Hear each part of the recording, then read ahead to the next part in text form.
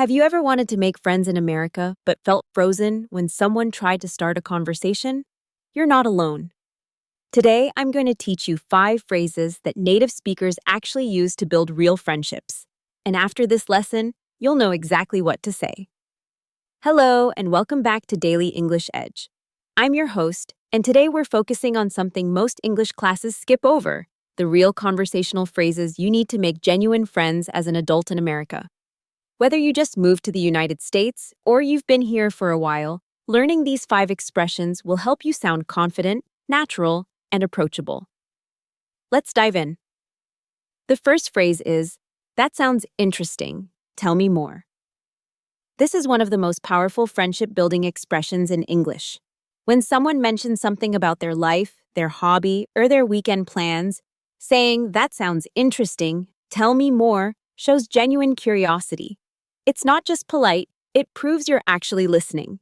For example, if someone says, "I just started taking rock climbing classes," you could respond with, "That sounds interesting. Tell me more about that." Notice how this phrase does 2 things. It validates what they said, and it opens the door for deeper conversation. Native speakers use this constantly because it makes people feel valued. Practice saying it naturally, with warmth in your voice. Next up is a phrase that creates instant connection: "I totally get that," or "I completely understand." When someone shares a struggle, a frustration, or even an exciting moment, responding with this phrase shows empathy and common ground. For instance, if your coworker says, "I'm finding it hard to adjust to American culture," responding with, "I totally get that. I felt the same way when I first arrived," makes them feel less alone. Americans especially value when people acknowledge their feelings first before jumping into advice. This phrase is conversational, casual, and genuine. You'll hear native speakers use "I totally get that" in coffee shops, offices, and at parties all the time. It's one of the easiest ways to deepen a conversation quickly. Here's the phrase that turns a conversation into an actual friendship: "We should hang out sometime." In American English, hang out means to spend time together casually. It could be getting coffee, going for a walk, or grabbing dinner. What makes this phrase so powerful is that it's casual and low pressure. Notice it's not "we should have dinner sometime." It's more relaxed. If you meet someone you click with and the conversation is going well, you can say, "Hey, I've really enjoyed talking with you. We should hang out sometime." Then exchange phone numbers or connect on social media. This phrase works because Americans appreciate directness mixed with casualness. It shows interest without being too formal or intense. The fourth phrase is a classic conversation starter that opens up real connection. What do you do for fun? This question is different from "What do you do for work?" It's more personal and gives people space to share their passions. Americans love talking about their hobbies, their weekend plans, and their interests. So when you ask, "What do you do for fun?" people naturally open up, and you get to know who they really are, not just their job title.